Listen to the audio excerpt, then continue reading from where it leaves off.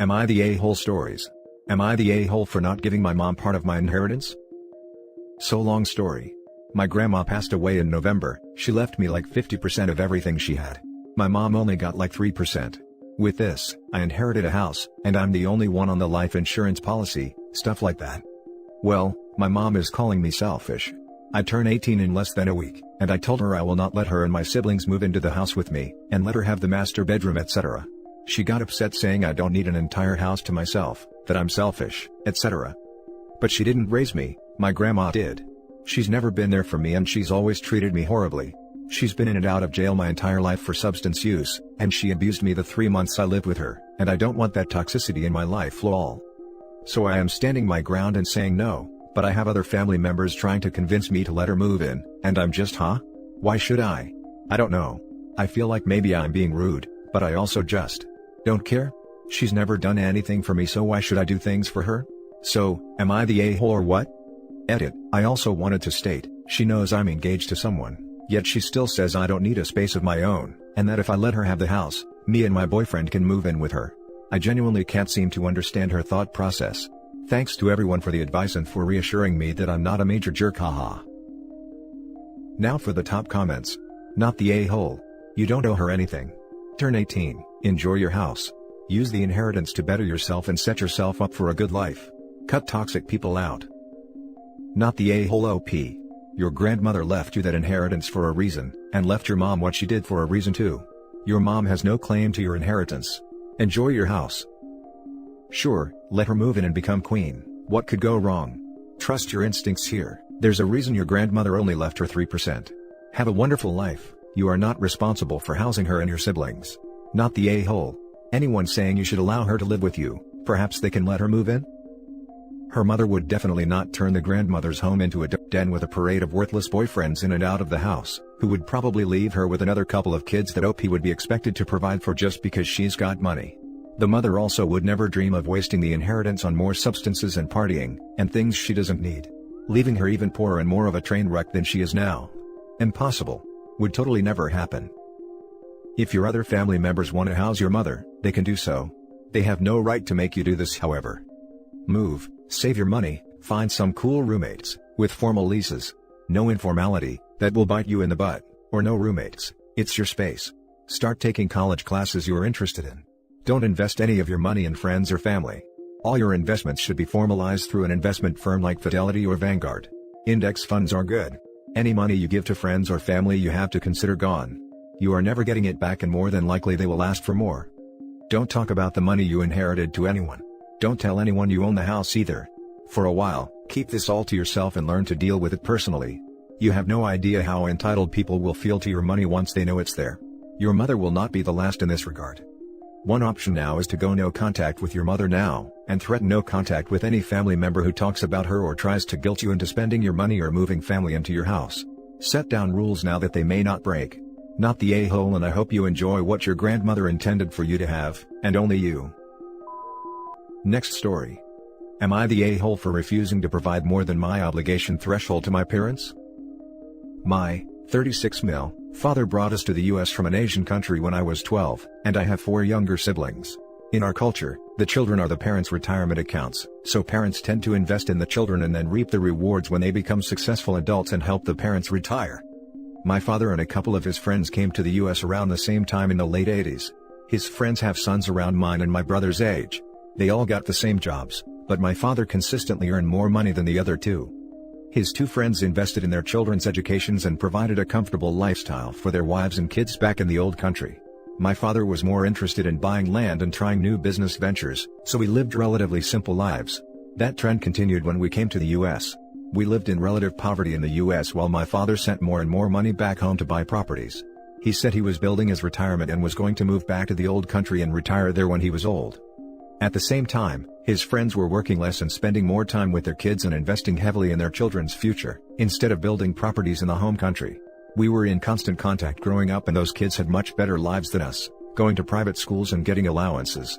My siblings and I would be lucky to get $50 for new notebooks and pencils at the beginning of the school year, let alone an allowance or access to private schools. My parents never went to parent-teacher conferences or ever checked our report cards. Despite all of that, My brother and I are now decently successful in our careers. The sons of his friends are just as successful. Since their fathers sacrificed so much for those guys' futures, they're financing relatively comfortable and lavish retirements for their fathers. My brother and I refuse to do the same, which means that my father can no longer keep up with his friends in terms of quality of life. My father's schemes and businesses and properties in the old country haven't amounted to anything much in terms of income, so my parents are now reliant on my brother and I for support. We only provide enough for them to cover bills and food. We refuse to buy them houses and cars in the old country and here, and finance multiple trips back and forth. My brother and I can afford it, but we refuse to provide more than our obligation. Our parents never did anything more than their obligation to house and feed the kids, so we're choosing to limit our support to just that. My father has taken to telling family that his sons have effectively abandoned him despite our ongoing support, so we've started to be honest when asked and say that he never provided anything more than the bare minimum, so we're choosing to do the same. His investments are in the old country. He can go back and get it from there. Are we the a-holes? Not the a-hole, you still support them, and despite your childhood you're successful. You and your brother worked hard for it, it's your money and your decision. Would decline any pleas for support explaining you need the money for your retirement. If he has a lot of land, then why doesn't he just sell it or move back? Would that be a decent sum of money? There's a long backstory and he refuses to sell anything. My grandfather was murdered when my father was 15 or so. In the ensuing war for revenge, a lot of the hereditary land that was supposed to go to my father was mortgaged or sold to pay for bullets and stuff. My father and his brothers bought back every inch once they started working. But they were done recovering the family land before I was even born. My father just never stopped investing in the homeland and kept pushing to buy more and invest more over there. Everything combined can be sold for $2 million plus, but he refuses to sell it. He starts talking about how he had to work in the coal mines to buy back the ancestral land. Which is true, but there's plenty of other things that is outside the ancestral land that can be sold, but he won't sell. Not the a-hole, what you sow, so shall you reap. Seems like an extremely applicable adage here. Give the minimum, get the minimum back. As for having abandoned him, seems like those support checks are unnecessary if you've abandoned him. The money's mostly so our mother doesn't have to suffer financial distress alongside him. Not sure how much money is your obligation, but tell him that can end quickly if he continues to complain. My brother and I pitch in $1,000 per month. He gets Social Security and some money from renting out his basement. Adds up to about $3,500 a month. My parents could live reasonably well off that. But he's still sending some money back to try and save his failing businesses in the old country. Now for the next story.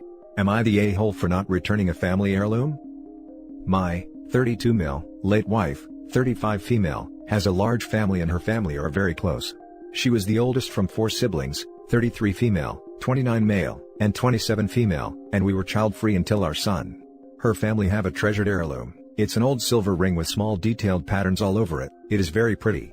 It traditionally is given to the firstborn child, my wife, who passes at their firstborn. A few years ago, our son, 4 male, was born, and while it was a very happy time, it was also sad. My wife had a health condition that affected her heart and carrying and giving birth to our son had made it worse. She was hospitalized for a while, but even when she came back, she was still weak.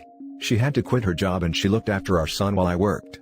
She was unwell but she was very happy, she loved our son.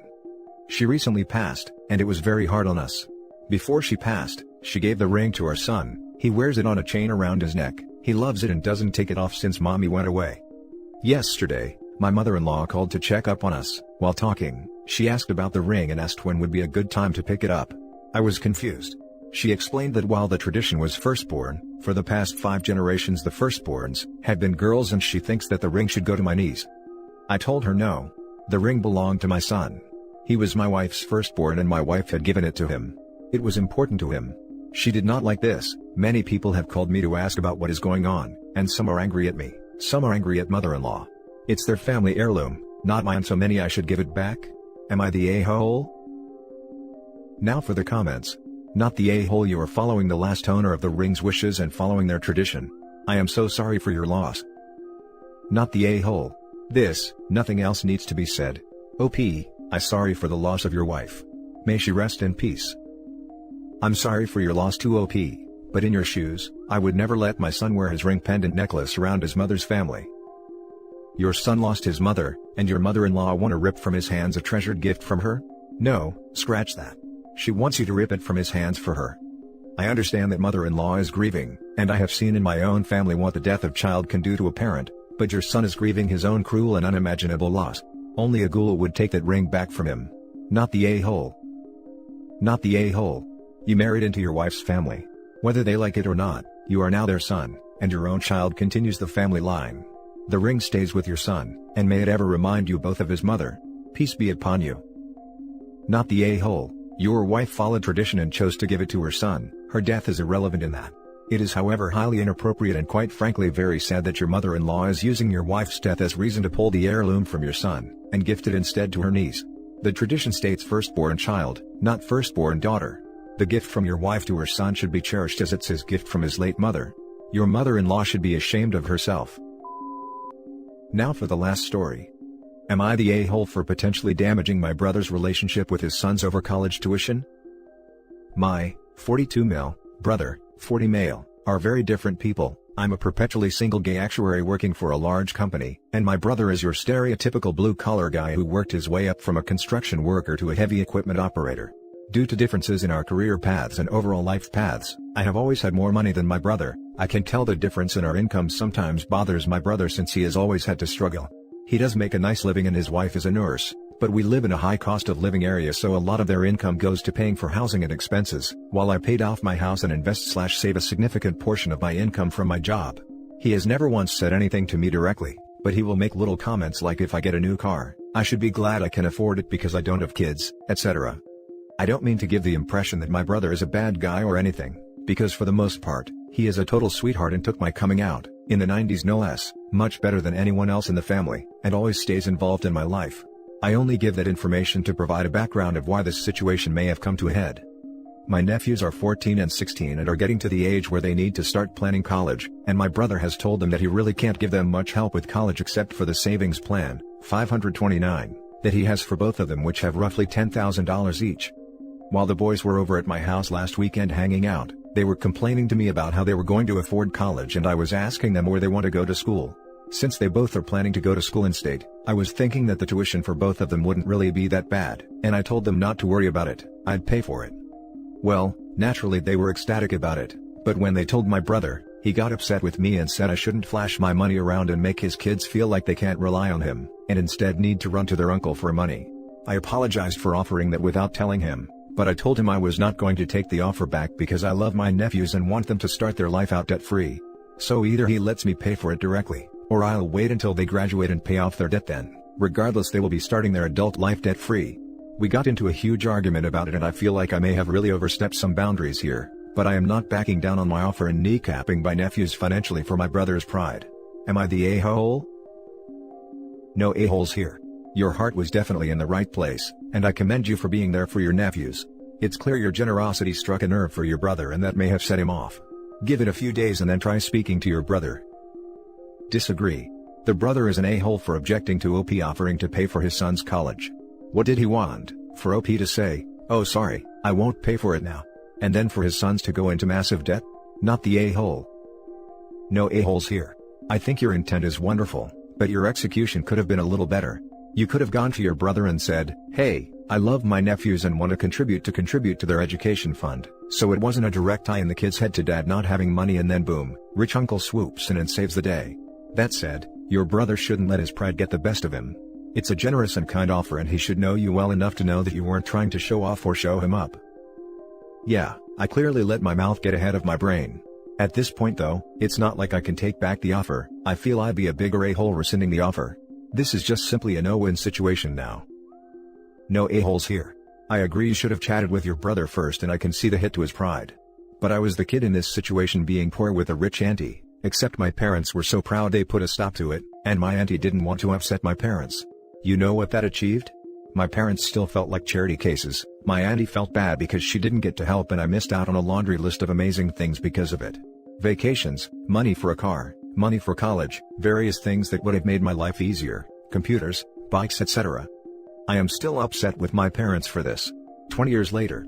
Their pride was worth more than a better life for their child. That is messed up. I didn't care that they didn't have the money for things, I understood. What I could not understand is why they would prevent me from having these opportunities. Definitely discuss and see if you can figure out a way to do it with your brother's blessing. Maybe frame it in a way saying you don't have any kids to take care of, so it's actually an important thing for you to do for yourself. But if compromise doesn't come, Freaking do it anyway. Help those kids. Why not? What is money good for if not that? Good luck, you sound like a great uncle and brother. This comment really strikes a chord with me. I've felt like that their whole lives. I've wanted to do a ton of stuff for them, but I've always had to tiptoe around my brother's feelings about my money. I wanted to take my nephews on a trip to Disney when my older nephew was turning 10, but they told me it was too extravagant of a gift. I wanted to give my younger nephew a PS5 when they came out, but once again I was told no. My 16-year-old nephew doesn't have his own car and I have a 8-year-old Prius sitting in my driveway that I offered to let him drive. Keep in mind, just drive, not have permanently. Parents said no. They have all the power in this situation because at the snap of their fingers they can tell me I can't see my nephews anymore, and unfortunately, they'd rather their sons not be spoiled by me than give them access to things they wouldn't otherwise have. It's such a bummer of a situation, but I guess once the boys turn 18 their parents won't have much of a say anymore and I will just pay their debt off regardless of how my brother feels about it. And that's it for this video guys. If you have thoughts to share, leave a comment below. Don't forget to hit like and subscribe if you like this content. I'll catch you in the next one. Good day everyone.